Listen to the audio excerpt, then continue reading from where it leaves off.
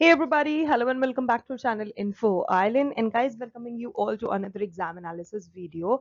I know a lot of you must be thinking कि भाई कहाँ चली गई ma'am, and the exam analysis got a pause, but it's okay now that we are back again with the exam analysis series. We will be coming up with all of those exam analysis videos जो कि हमारे बीच में छूट गए थे, ठीक है?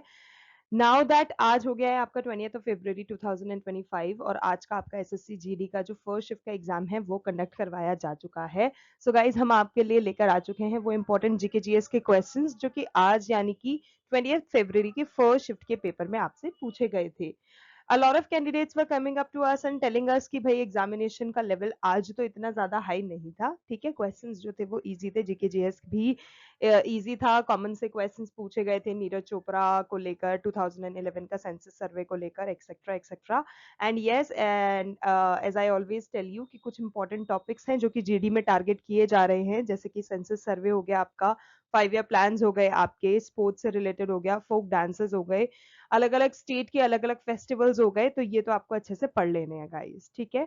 सो that's all about it.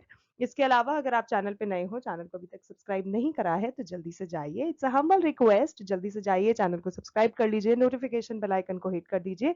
It is free of cost guys, it's really not going to cost you anything, not even a single penny, ठीक है? तो फ्री फ्री फ्री है, तो जल्दी से सब्सक्राइब कर लो और नोटिफिकेशन बेल आइकन को हिट कर देना, जिससे कि समय समय पर जो भी हम इंपॉर्टेंट वीडियोस आपके लिए लेकर आए आपको उनका नोटिफिकेशन तुरंत से मिल जाए। सो that's all about the talking. अब जल्दी से वीडियो को शुरू कर लेते हैं और देख लेते हैं इंपॉर्टेंट क्वेश्चंस, क्योंकि बातें तो होती रहेंगी। ओके,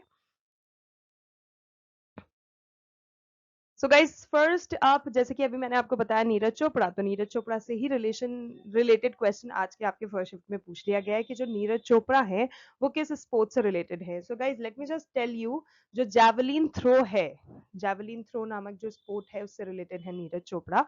और नीरज चोपड़ा बेसिकली कौन है? So he is an Indian track and field athlete, तो ये चीज भी आपको पता होनी चाहिए, and a junior commissioned officer in Indian army.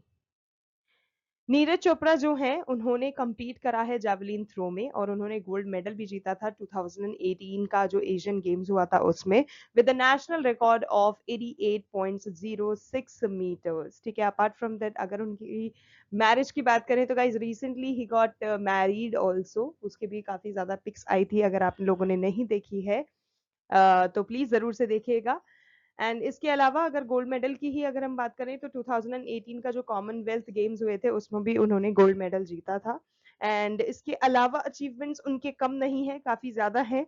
2016 में भी उन्होंने IAAF वर्ल्ड अंडर 20 चैंपियनशिप जो हुआ था उसके वो चैंपियन रहे थे और उन्होंने वर्ल्ड जूनियर रिकॉर्ड बनाया था 86.48 मीटर्स का, ठीक है? जो कि उन्होंने अंडर 20 चैंपियनशिप में खेला था।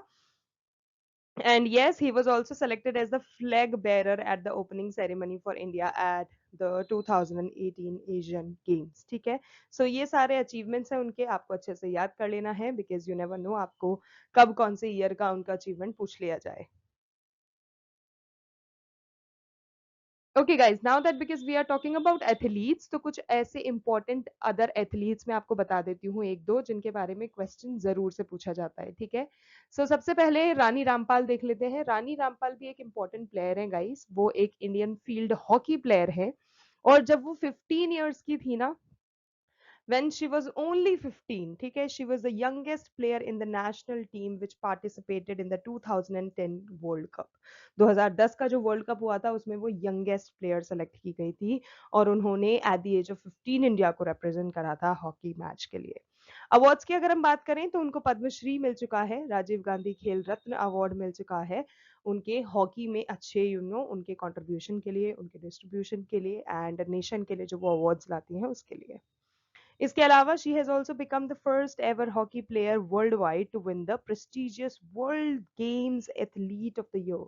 2019 में उनको ये अवार्ड मिला था और वो 2019 में जब उनको ये अवार्ड मिला तो वो फर्स्ट एवर हॉकी प्लेयर बन गई थी जिन्होंने इंडिया के लिए ये प्रेस्टिजियस अवार्ड जीता था। अगला अगर हम बात करें, अगला प्लेयर है दीपा मलिक। तो गाइस दीपा मलिक जो है वो भी एक इंडियन प्लेयर है, इंडियन एथलीट है उन्होंने वो एक फर्स्ट वुमन है जिन्होंने पैरालंपिक गेम्स में मेडल जीता था और सिल्वर मेडल जीता था at the summer Paralympic in short put. तो वो शॉट पुट प्लेयर हैं, ठीक है। She also one the gold medal in the javelin event at the para athletic grand pics held in Dubai, जो कि 2018 में हुआ था। तो ये चीज भी ध्यान में रखने लायक है, प्लीज ध्यान में रखिएगा। इसके अलावा if you talk about the awards and recognition जो उनको मिल चुके हैं, तो गाइज उनको पद्मश्री अवार्ड मिला है 2017 में। राजीव गांधी खेल रत्न अवार्ड से भी उनको नवाजा गया है फॉर पैरा एथलेटिक्स साल 2019 में। अर्जुन अवार्ड भी उनको मिल चुका है साल 2012 में, और प्रेसिडेंट रोल मॉडल अवार्ड से भी उनको नवाजा गया है। सो ये सारे अचीवमेंट्स उनके इंपॉर्टेंट है, याद रखना है, ठीक है। At last if you talk about another player, तो वो होंगी हिमा दास, जो कि अगेन बहुत इंपॉर्टेंट है, जिनसे रिलेटेड क्वेश्चन पूछे जाते हैं।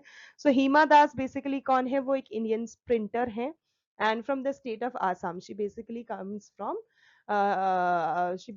हेल्स फ्रॉम आसाम, ठीक है। अगर हम निकनेम की बात करें तो उनका जो निकनेम है वो है ढिंग एक्सप्रेस, एंड वो पहली इंडियन एथलीट है जिसने गोल्ड मेडल जीता है in a track event at the IAAF World Under 20 Championship, ठीक है। इसके अलावा she holds the current national record also in 400 meters with a timing of 50.79 seconds that she clocked at 2018 Asian Games, जो कि Jakarta Indonesia में आयोजित किए गए थे। इसके अलावा अगर हम हिमा दास की बात करें तो हिमा दास को गोल्ड मेडल भी मिल चुका है इन पोन्जाम एथलेटिक्स ग्रैंड प्रिक्स, जो कि पोलैंड में हुआ था 2 जुलाई 2019 को, ठीक है। At last if we talk about her achievement, तो guys last but not the least, she has also conferred with Arjun award on 25th of September 2018। So that's all about the achievements, अच्छे से याद रखना। Okay guys, next question, through which medium does the Indus River enter India? So guys, basically हम जानते हैं ऐसी बहुत सारी rivers हैं जो कि अलग अलग nations को क्रॉस करते हुए ये बहती हैं। उनमें से एक है इंडस रिवर, जो कि गाइज जब इंडिया में आती है तो वो लेह जो नदी है उसके थ्रू आती है, ठीक है। अब बात करें कि वो राइज कहाँ से होती है, तो ये जो रिवर है is basically rises in Tibet, जो कि लेक मानसरोवर के पास में है। उसके बाद फिर वो वेस्ट की साइड फ्लो करती है और फिर वो इंडिया में एंटर करती है इन द ले, ठीक है। ले के द्वारा वो इंडिया में एंटर करती है। A short way beyond Leh in the Indian administered union territory of Ladakh, and it is joined on its left by its first major tributary the Zanskar river. तो ये चीज भी आपको याद रखना जरूरी है। Okay, next है Saroja Vaidyanathan is related to which classical dance? So guys, basically Saroja Vaidyanathan जो है वो भरतनाट्यम डांस फॉर्म से रिलेटेड है। अगला है what is ecological housing? So guys, ecological housing basically means एक ऐसा एनवायरमेंटली लो इम्पैक्ट घर जो कि डिजाइन और बिल्ड किया जाता है उन मटेरियल्स को यूज करके, उन टेक्नोलॉजी को यूज करके, जो कार्बन फुटप्रिंट जो होता है उसको कम करती है और जो एनर्जी उसमें रिक्वायर्ड होती है उसको कम से कम यूज करती है। So that is ecological housing basically. अगला है who was the winner of the national kho kho girls championship 2023?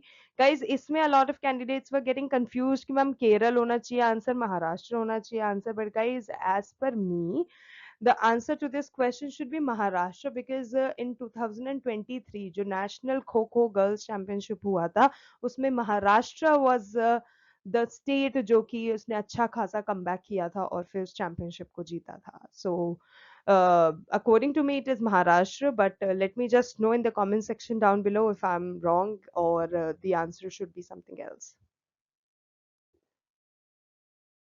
Okay, next question. Which five-year plan proposed to make India a self-reliant and self-producing economy? So guys, जैसे कि हम सब जानते हैं, before this NITI Aayog जब planning commission हमारे इंडिया में 5 year plans लेकर आता था तो उनका मेन ऑब्जेक्टिव यही रहता था, वो इंडिया की इकोनॉमी को, इंडिया की जो जीडीपी है उसको अच्छा करें, उसको बेटर करें, इंडस्ट्रियलाइजेशन लाएं, मॉडर्नाइजेशन करें, ग्लोबलाइजेशन भी करें। सो गाइज उसी में से एक ऐसी 5 ईयर प्लान भी था, जिसका मेन उद्देश्य सिर्फ और सिर्फ सेल्फ रिलायंट लाना था कि इंडियन इकोनॉमी में हमें सेल्फ रिलायंस चाहिए, सेल्फ प्रोड्यूसिंग इकोनॉमी चाहिए। सो गाइज वो जो 5 ईयर प्लान था वो था थर्ड 5 ईयर प्लान। तो थर्ड 5 ईयर प्लान आपका करेक्ट आंसर है। अब बात करें थर्ड 5 ईयर प्लान कब इंप्लीमेंट किया गया था। सो गाइज 1961 टू 1966 इसको इंप्लीमेंट किया गया था, जिसका सिर्फ और सिर्फ प्राइमरी गोल यही था to make India a self-reliant and self-generating economy. So that is all about it. Okay, next question. How many digits does an IFSC code have? So guys, IFSC code मैं assume कर रही हूँ कि आप सभी को पता होगा. So अगर नहीं पता है तो मैं हूँ यहाँ पर बताने के लिए. So guys, IFSC कोड जो होता है ना बेसिकली उसमें 11 डिजिट्स होती हैं.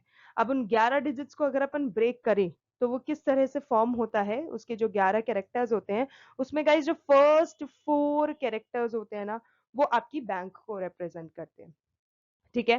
For example if you have an account in HDFC bank तो जो आपका IFSC कोड होगा उसके शुरू के 4 लेटर्स हो जाएंगे HDFC.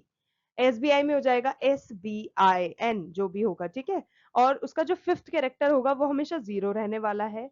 और जो लास्ट के 6 कैरेक्टर्स होंगे वो आपका बैंक का जो ब्रांच कोड होगा ना वो अलॉट करते हैं. ठीक है. सो इसके IFSC के जो 11 कैरेक्टर्स होते हैं उसमें क्या क्या कंसिस्टिंग होता है वो आपको यहाँ पर बताया गया है. इसको आराम से देख के अच्छे से याद कर लेना. Okay, next question. Who established the Abhinav Bharat Society? So guys, विनायकर Damodar Savarkar जो हैं उन्होंने अभिनव भारत सोसाइटी को लेकर आया था, जिसको हम इंग्लिश में बोलते हैं यंग इंडिया सोसाइटी. ये बेसिकली एक इंडियन इंडिपेंडेंस सीक्रेट सोसाइटी थी जो कि विनायक दामोदर सावरकर ने बनाई थी एंड इंक्लूडेड मतलब उनके साथ साथ उनका जो भाई थे गणेश दामोदर सावरकर, उन दोनों ने मिलकर इस सोसाइटी को बिल्डअप किया था in the year 1904 for Indian independence. Okay, next question. When did the Self-Reliant India initiative begin? So guys, it began in the year 2020 और डेट की अगर अपन बात करें तो 13 मई 2020 को सेल्फ रिलायंट यानी कि एक होता है ना कि खुद से ही हम वो सारे वो करें, सर्वोपरि हो जाता है जब अपन उस चीज को कहते हैं. तो वो जो इनिशिएटिव था कि हाँ हमें अपने कंट्री में ही सब कुछ प्रोड्यूस करना है, ज़्यादा से ज़्यादा एक्सपोर्ट्स करने हैं पर इम्पोर्ट को कम करना है, तो वो सारी चीज़ें इंडियन गवर्नमेंट ने कब से स्टार्ट करी थी. 13 मई 2020 को. ठीक है. उन्होंने ये लॉन्च करा था self reliant mission to promote Indian goods कि हमारी जो प्रोडक्ट्स हैं वो ज़्यादा से ज़्यादा ग्लोबली सप्लाई चेन मार्केट्स में जाए एंड एट द एंड फिर उससे हमारी कंट्री की GDP बढ़े. Okay, next question. Which 5 year plan is also known as the Gargill plan? So guys, एक 5 year plan था जो कि Gargill प्लान के नाम से जाना जाता था and it was third 5 year plan only, जिसको हमने 1961 टू 1966 में लॉन्च किया था. और बात करें उस टाइम पर अध्यक्षता जिनकी चल रही थी तो गाइज वो थी पंडित जवाहरलाल नेहरू की, और उनकी ही लीडरशिप के अंडर इस 5 ईयर प्लान को लेकर आया गया था.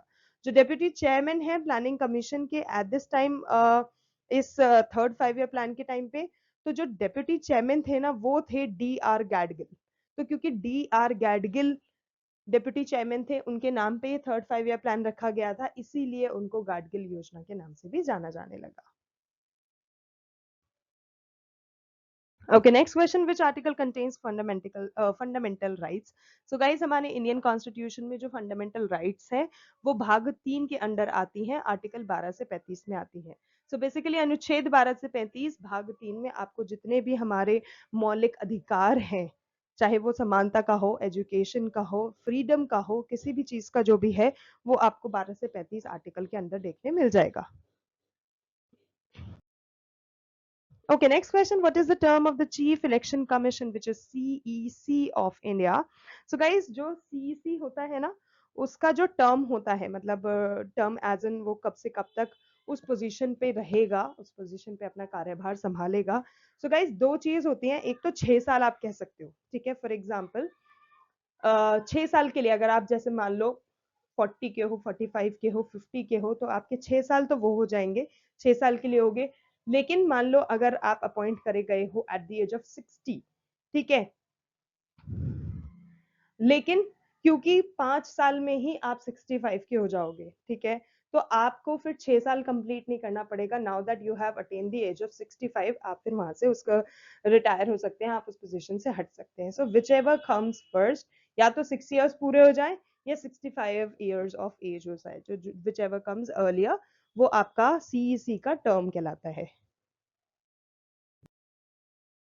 Okay, next question. In which state of India is the Konark Dance Festival celebrated? So guys, जो कोणार्क है, कोणार्क मंदिर उड़ीसा में है, हम सब जानते हैं। इसी तरह से जो कोणार्क डांस फेस्टिवल है, ये भी उड़ीसा से ही रिलेटेड है। सो गाइज, उड़ीसा यहाँ पर आपका करेक्ट आंसर होगा। और ये जो कोणार्क डांस फेस्टिवल है, ये 5 दिवसीय डांस फेस्टिवल है। इसमें नृत्य किया जाता है, अलग अलग कला तरह के लोग अपनी कलाएं दिखाते हैं, और 5 दिन तक इस दिवस को सेलिब्रेट करा जाता है हर साल। ठीक है, every year it is celebrated for 5 days. और कब आता है? It comes in the month of December, mostly 1 से 5। ठीक है, मोस्टली 1 से 5 दिसंबर जो होता है, जो सन टेम्पल है कोणार्क में, वहां पे इसको सेलिब्रेट करा जाता है। और ये जो है, ये बिगेस्ट डांस फेस्टिवल माना जाता है उड़ीसा का।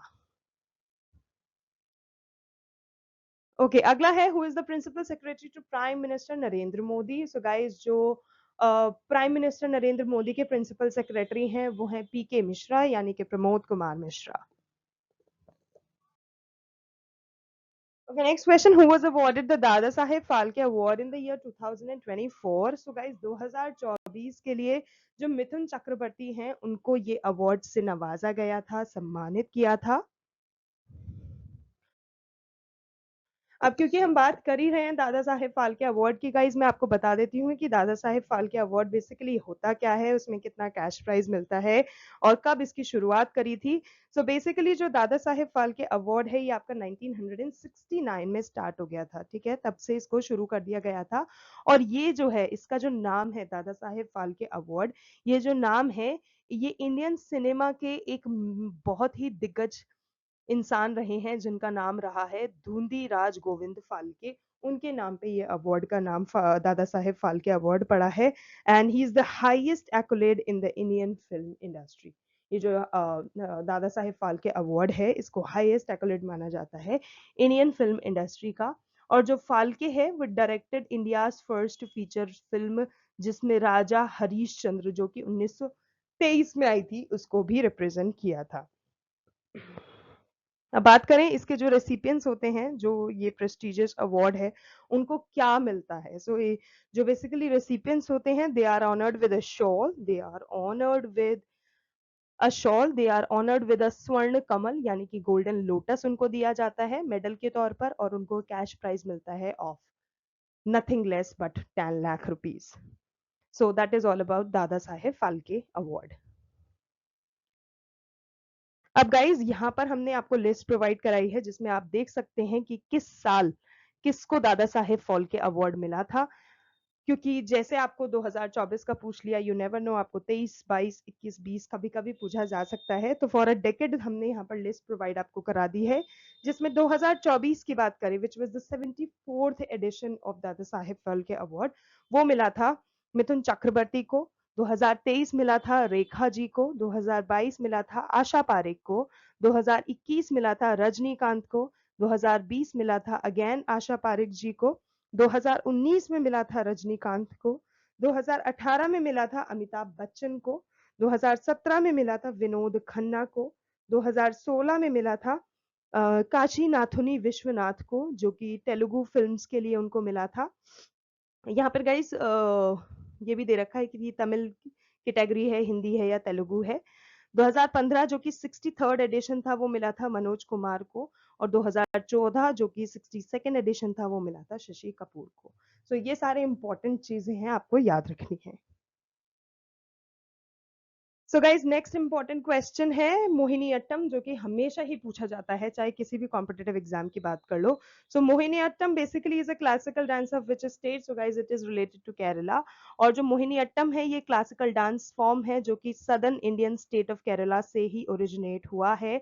और ये एक ऐसा इंडियन क्लासिकल डांस है, उन 8 major Indian classical dance form में से, जो कि अपनी ग्रेसफुल और फेमिनिन मूवमेंट्स के लिए जाना जाता है। Next question, according to the 2011 census, what is the child sex ratio in India? So guys, it was 919.